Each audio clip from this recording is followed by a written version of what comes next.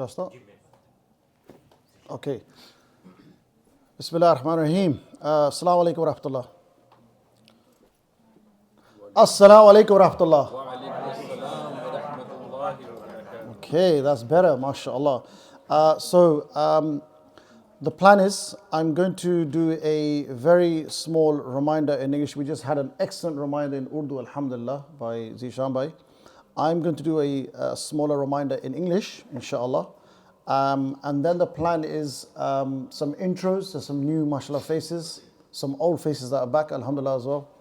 And then inshallah, about 45 minutes to an hour, we're going to continue with our workshop, what is YC or the YC style presentation. And I'll quickly explain how it's important, what's the need of it. And then inshallah, we'll have like a general meeting, inshallah, because we want to do stuff, we want to work for the sake of Allah. So that's the plan, inshallah. And in between there's some chai share as well, I'm sure as well, yeah, which is most important, right? Jazakallah. Okay, so the reminder, brothers and sisters, as I always say, and I'm never going to be sick and tired of saying this, the reminder is for me first. This is never pointing at anybody. If I'm giving a reminder and I'm looking at you, do not think that I think he's talking about me, man. No, it's me first. If I'm not going to benefit from my reminders, then there's no point. Yeah. So always reminder benefits me and the believers, inshallah. Yeah. And the reminder is on Adab and Akhlaq. This is such a profound topic. I'm going to talk about this for just a few minutes, but seriously, there could be a course on this, right? Adab, manners, morals, the famous hadith of Rasulullah where he said, by the way, sallallahu alayhi wasallam. When I say Rasulullah, yes. He said that I was sent except nothing else for at least to perfect manners. Oh, okay. I'm going to ignore that. I'm going to continue, inshallah. So, I'm involved in dawah, and I work as well, and some of you people work, you got jobs. And then you have families, you have relatives here, you have relatives in Pakistan and many other countries. And then you go shopping, you go to shops. Why am I saying all this? You meet other human beings, yeah? You meet society. You deal with people all the time, yeah? Amongst YC, alhamdulillah, like I said, in your workplace, in your education place. What I'm seeing, and I don't know if you agree or not, brothers and sisters, but there's a general decline, or even some would say death of manners. Adab, akhlaq, finished almost. I mean, we are living in the age of fitna, and we do have a YC flyer on that. But just when you thought there's this so much fitna, there's another one now, adab.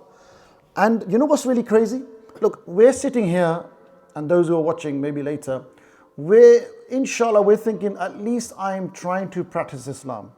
I'm a practicing Muslim, Alhamdulillah, I'm reading the Quran, I'm praying salah 5 times a day, I'm avoiding sins, yeah? Maybe. But what I'm saying is, amongst non-Muslims, adab and manners is confused. That's the word I'm going to use, because their adab and definition of manners is very strange, yeah? Although there's one quote I'm going to give you in a minute by a non-Muslim. But then you got the non-practicing Muslims, yeah? The people away from the deen. They got Muslim names, but away from the deen. No connection to Allah, no salah, no namaz, nothing, yeah? And then you got the practicing Muslims. So non-Muslims, non-practicing Muslims. I'm seeing adab and akhlaq declined amongst the practicing Muslims. That's what's crazy. You can expect it from non-Muslims, you can expect it from non-practicing people, gang members or people go to prison or whatever, but practicing Muslims.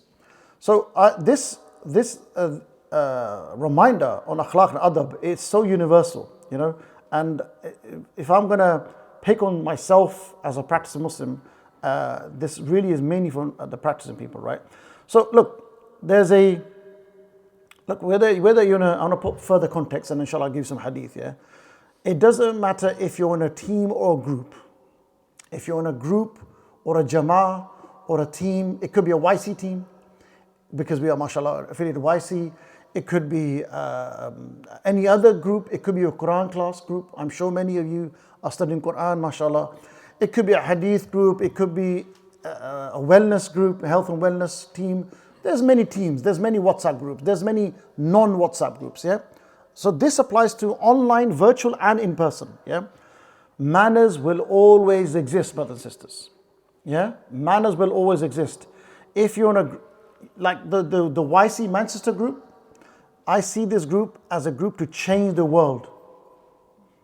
Inspiring positive change. Changing ourselves and changing the world. That's what it's for, right? And the whole point of this YC Manchester group, this is the way I look at it, and maybe you guys can look at it as well. I look at this group as changing yourself, benefiting your families, yeah? And things like, so if you're in a WhatsApp group or in person, basic manners. A lot of us are from Pakistan, India. We understand that, we give the adab to elders, respect to elders. Yeah, and this is what I'm going to say something slightly stinging. Again, this is for me first. If I'm in a group, a WhatsApp group, and you are, for example, an elder like Brother Zishan is asked a question. He's asked a question. Is it good manners to ignore him? It's really bad manners. Would you ignore your older brother?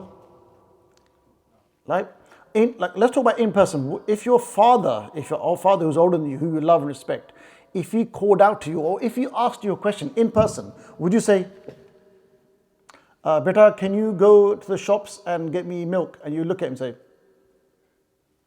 brothers and sisters, that's disrespectful, right? Or he asks you a question and you just do this. You would not even think about doing that. If you did, there'd be a chappal, yeah? Or sandal or bata or whatever, yeah? Remember bata? Okay, that's the old thing, yeah? Some of you are smiling, giving away your age. So the thing is, yeah, you would never in your dreams ignore your mom or dad, or uncle or chacha or dada or nana or dadi, yeah? In person. But now, would you, if your dad in a WhatsApp group, sends you a WhatsApp message, and he asks you, can you get this or can you do that, or I have a question for you, beta, would you say? Would you ignore him? You wouldn't, innit? So people like Zishan Bhai, people like Shaheen Bhai, you look at their beards and hair, mashallah, Mubarak, yeah? Grey hairs, we're all getting older. I don't mean that disrespectfully. They got wisdom, right? They're older than you. There's sisters older than you. So my point is, from now on, make a promise to yourself in a WhatsApp group, and this applies to anybody, any group, YC or otherwise. Yeah, this is a general reminder. If someone asks you a question, whether older or young, the hadith is about young as well, give that little respect. Yeah? And even if it's in a group or private message, or if they call you, don't ignore them. If you're busy, I understand. I understand if you're busy, but then when you get time, call them back or put a reminder on your phone. So do you get the point, brothers? It's very important. Like whether we work as a dawah group or whether we work as a team or whatever, that's up to Allah, yeah? But at least let's maintain good akhlaq as you would with your family and elders, yeah? So treat members in a group, whether it's YC or not, as important as your family, yeah? Now, there's a famous philosopher, his name is Arthur Schopenhauer.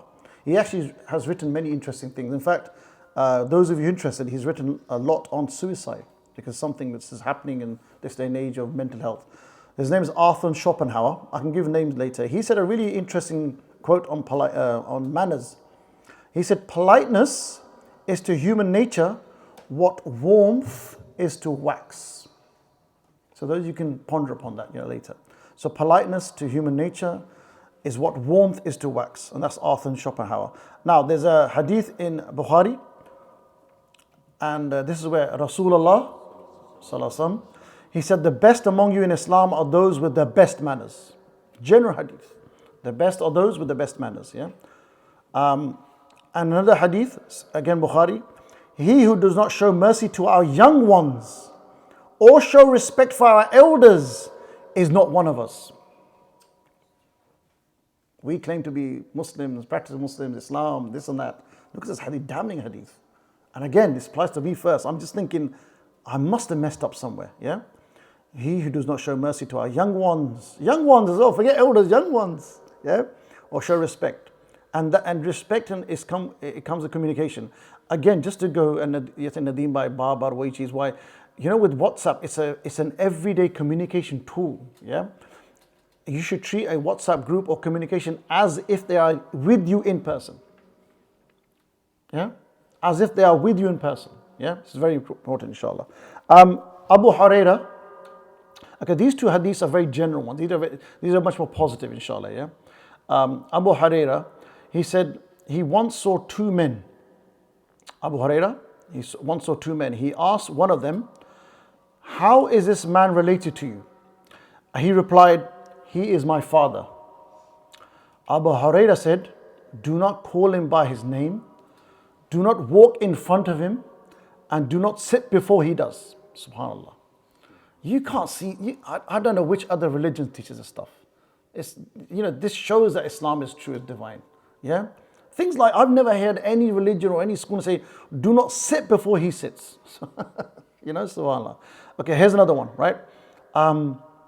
This is general manners, right? Al-Tufail ibn Ubay ibn Ka'ab, he narrated that he used to come to Abdullah ibn Umar and go to him to the market.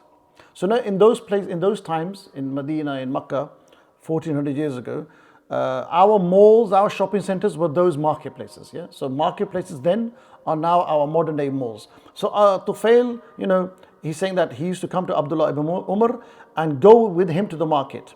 So this person, Tufail, he said, whenever we went to the market, Abdullah ibn Umar would never pass a cheap good merchant, a seller or a poor person or anyone else, except that he would greet them with salams. Yeah, so they're in the market, and basically Abdullah ibn Umar would not say salam to everybody, basically. Yeah. He continued. So Tufail is saying, so I came to him one day. I came to Ibn Umar one day, and he asked me to go to the market with him. I said, "What are you going to do at the market?" So he said, "What's the point of you going to the market? You never stop to buy anything. It's like going to the malls. You just do window shopping. You never buy anything. You never ask about the price of goods. You never price anything, and you never sit in the market gatherings. When you go to shopping malls, you see these brothers and sisters sitting around cafes for hours doing nothing. Shisha and that kind of thing. Yeah. So anyway, you don't even sit in the marketplaces, or sit with us here and talk, and we can talk." So then Ibn Umar said to me, "Oh Abu Batan, we only go out for salams to greet those we meet." And that's it. So subhanAllah, there's so many lessons, but one of the lessons is, and I want us YC brothers and sisters and those who are inshallah joining us to have this habit now, that whenever you go out and see Muslims, you're in Oldham, Manchester and Rochdale, yeah? Unlike Didcot, where our brothers from, and Crawley, where there's not many non-Muslims Muslims visible, right? Here, jitte bhi veke Musliman, right? You can't miss it. Everywhere, Muslims. Are we initiating that first salam? Let's be known as the persons who start salams. You see a brother with a beard, Assalamu alaikum wa rahmatullah. You see a sister with a hijab and niqab, Assalamu alaikum wa rahmatullah. Whether they are not, even if they give you a dirty look, Kya kaha? What did you say? I said Assalamu alaikum. Let's establish peace. Yeah. So from now on, that people will say, do you know that brother YC person? Oh, the one who gives salams to everyone. Yeah, that person. Yeah. Let's be known as people of salam for now, inshallah. Yeah.